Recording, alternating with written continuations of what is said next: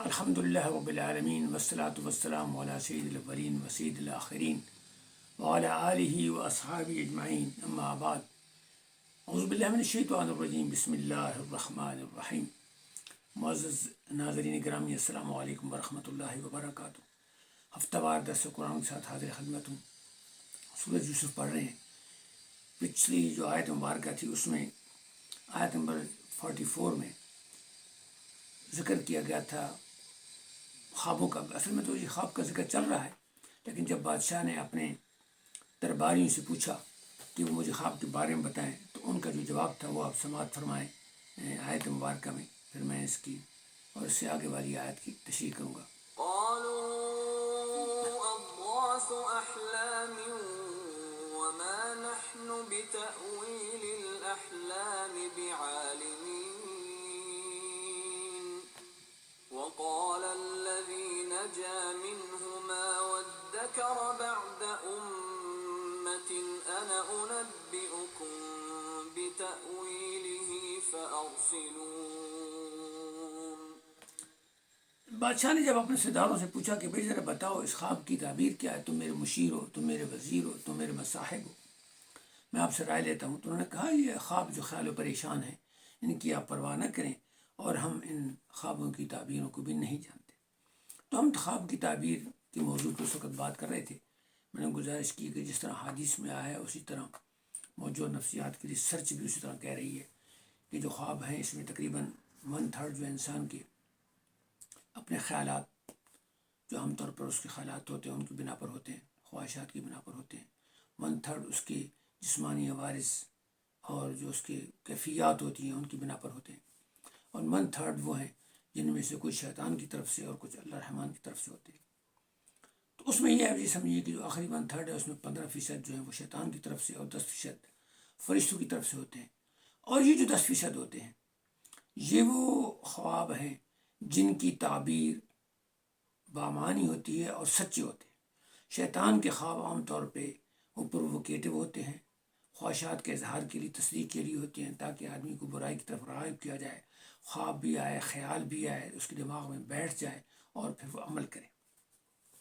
لیکن یہ جو خواب ہیں ان کی یہ خواب جو ہیں یہ ضروری نہیں ہے کہ مسلمان کے لیے ہوں، اللہ کی ساری مخلوق ہے، مسلمان بھی اس کی مخلوق ہے، غیر مسلم بھی اس کی مخلوق ہے، محتاج بھی اس کی مخلوق ہے، غیر محتاج بھی اس کی مخلوق ہے، غنی بھی اس کی مخلوق ہے اور مفلس بھی اس کی مخلوق ہے۔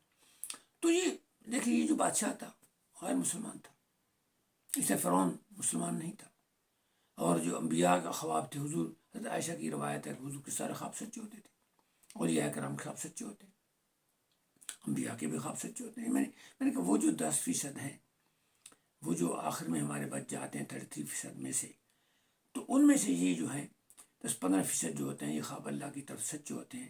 اور حضور نے خواب کے بارے میں بڑی خوبصورت ہمیں ایک تھراپی بتائی ہے، کیونکہ خواب اکثر لوگوں کو پریشان کرتے ہیں اور لوگ بیچارے فالہ میں دیکھتے رہتے ہیں، قرآن مجید کی آیت پڑھتے ہیں، آیت میں پھر طاق آیات لیتے ہیں، پھر آیت کا جو مقصود ہے اسی کو خواب سے لنک کر لیا جاتا ہے۔ بہرحال ایک طریقہ ہے۔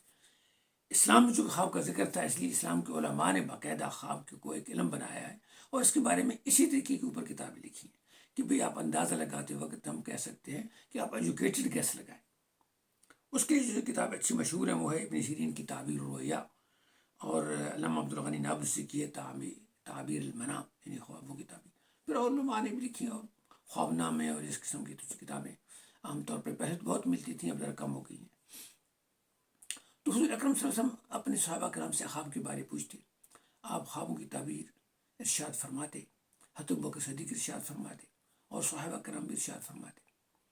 تو آپ نے خوابوں کے جو اثرات ہوتے ہیں ان کے بارے میں جو حدیث فرمائی ہے وہ ایگزیکٹلی نفسیات کے علم کے عین مطابق ہے۔ آپ نے فرمایا کہ اچھا خواب آئے تو اللہ کا شکر ادا کرو، اپنے دوستوں اور احباب کو بتاؤ۔ اگر برا خواب آئے تو بائیں طرف نے فرمایا کہ تھوک دو۔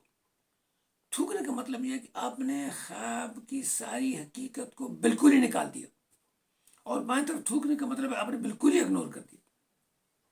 اور اس کی حکمت یہ ہے نفسیاتی طور پہ کہ اچھا خواب آپ بیان کریں گے آپ کی ویل بینگ کو، آپ کی پرسنالٹی کو، آپ کی تھاٹس کو، آپ کی کیفیت کو بوسٹ کرے گا۔ برا خواب بیان کریں گے تو خدا نخواستہ برے خواب میں سے آپ کی ایک بری شگون ہو جائے گی، پروپیگنڈا کرنے والے آپ کو ڈپریس کریں گے اور آپ کی ڈپریشن کا سبب بن جائے گا. حقیقت ہو یا نہ ہو تو بات کی بات ہے. ابھی آپ اس پریشانی میں مبتلا ہو جائیں گے، اور حضور نے فرمایا کہ جب آپ تھوک دیں گے تو آپ اس ڈپریشن کی غلاظت سے، اس بری کیفیت سے، اس مایوسی سے آپ بالکل نکل گئے اور آپ نے اس کو رد کر دیا. اب خوابوں کی تعبیر بتانے کے لیے ہر آدمی کے پاس آپ کو یہ ہمیں نہیں بھاگنا چاہیے. وجہ اس کی یہ ہے کہ خوابوں میں جو سچے خواب ہوتے ہیں وہ تو آؤٹ آف 100 صرف 10-15% ہے. اس کی پرابیبلٹی کیا ہے؟ وہ بہت تھوڑی ہے. پھر خواب سچے ہونے میں اس آدمی کی کیفیت بڑی اہم ہے کہ وہ کیا نیک آدمی ہے، نیک آدمی نہیں ہے، اچھا آدمی ہے، اچھا آدمی نہیں ہے. پھر جسے آپ نے خواب پوچھنا اس کی بڑی اہم کوالٹی کی یا کوالیفیکیشن کی بڑی اہمیت ہے کہ کیا وہ دینی طور پہ یا روحانی طور پہ اتنا درجہ رکھتا ہے، شریعت کا یا خواب کے بارے میں سمجھنے کا اس کو علم ہے، کیا اللہ تعالیٰ سے اس کا اتنا قرب ہے.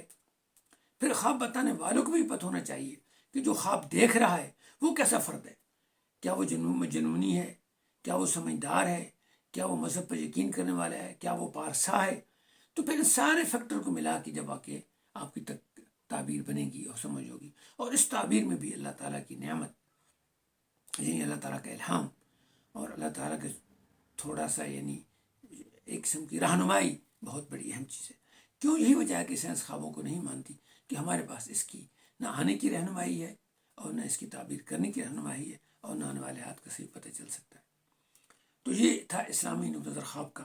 اب یہ جو خواب دیکھا گیا تو اس نے جب بادشاہ نے یہ خواب بیان کیا تو اس خواب بادشاہ کا جو وہ بٹلر تھا تو اس نے کہا، چونکہ اس نے خواب اپنا بیان کیا تھا حضرت یوسف سے، حضرت یوسف نے تعبیر بتائی تھی، وہ تعبیر سچی تھی، وہ بچ گیا اور باورچی پھانسی چڑھا گیا. اس نے کہا کہ آپ مجھے موقع دے تو میں آپ کو تعبیر بتا دیتا ہوں، اور مجھے اس آدمی کے پاس جانے دے کہ میں اس سے تعبیر بتا کے آتا ہوں.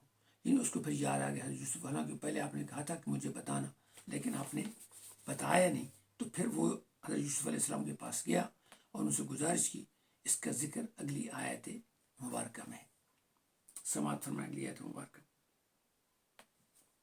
يوسف أيها الصديق أفتنا في 7 بقرات سمان يأكلهن 7 عجاف و7 سنبلات خضر وأخر يابسات لعلي أرجع إلى الناس لعلهم يعلمون.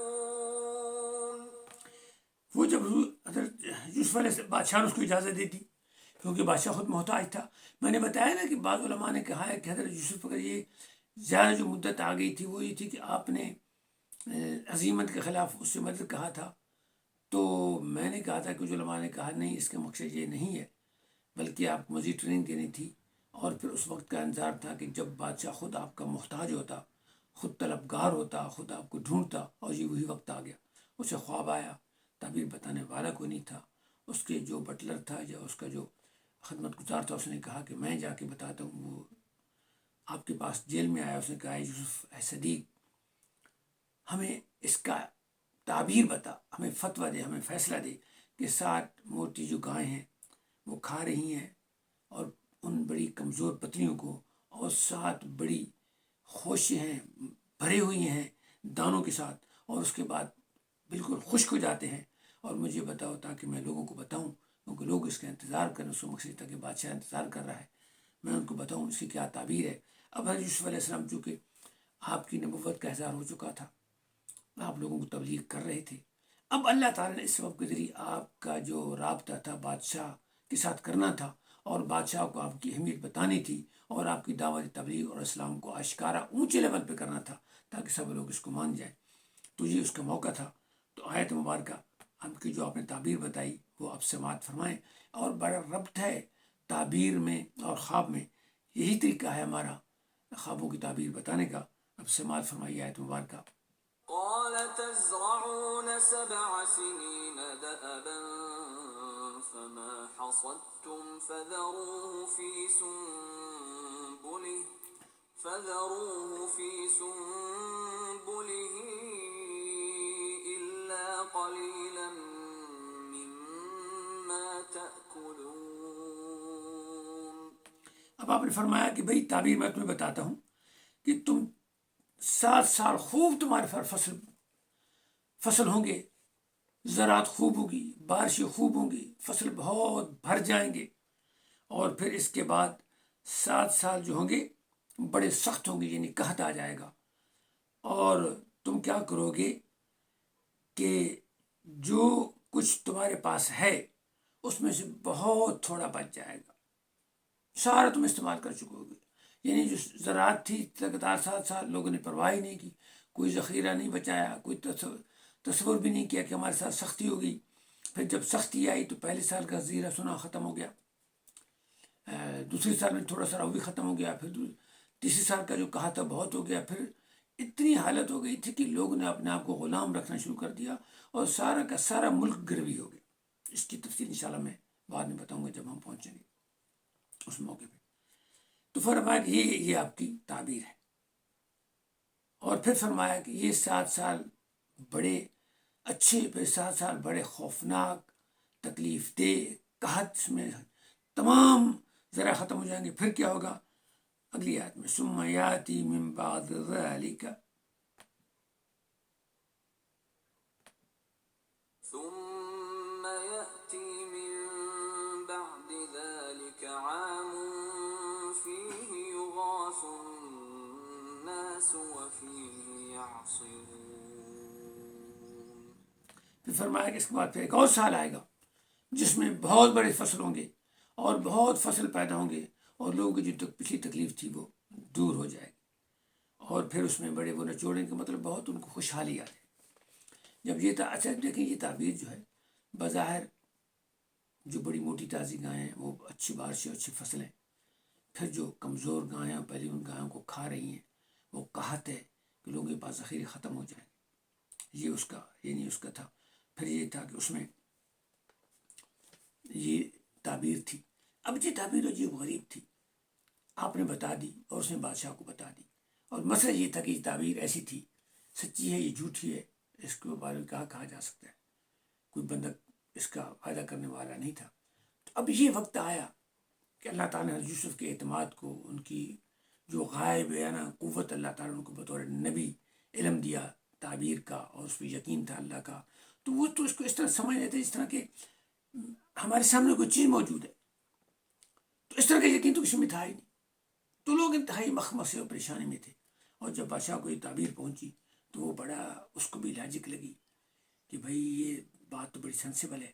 سننے والوں نے بھی کہا جی بات بڑی سینسیبل ہے. انہوں نے کہا کہ وہ بندہ کون ہے جو اتنا سمجھدار ہے، اور پھر اس کو کون رسک لیتا ہے؟ صحیح ہے نہیں صحیح ہے؟ اگر صحیح ہے تو خلق خدا مر جائے گی، اور اگر صحیح نہیں ہے تو پھر یہ بھی ایک ہے. تو اس وجہ سے بہت زیادہ حضرت یوسف کی طلب پیدا ہوئی، اور آپ کی اہمیت واضح ہوئی، اور بادشاہ بھی آپ کو ڈھونڈنے کے لیے آپ کے پیچھے اس نے آدمی بھیج دیے. تو آج کا درس ہم یہیں ختم کرتے ہیں. اللہ تعالیٰ ہمیں آپ کو قرآن مجید پڑھنے کی توفیق عطا فرمائے. اللہ تعالیٰ ہمیں نیکیاں پھیلانے کی توفیق عطا فرمائے، آسانیاں پیدا کرنے کی توفیق عطا فرمائے. امت مسلمہ کو عادل اور نیک حکمران عطا فرمائے.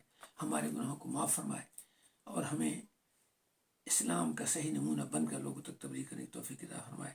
ربنا تقبل منا انک انت السمیع العلیم وتب علینا انک انت التواب الرحیم. انشاءاللہ اگلے ہفتے آپ سے ملاقات ہوگی، اور انشاءاللہ یہی موضوع جاری رہے گا، اور اس میں حضرت یوسف کا کردار اور آپ کی برکات، بنی اسرائیل کا وہاں پہنچنا، پھر ان کا حکمرانی میں آنا، یہ سارا انشاءاللہ اس میں شامل ہوگا.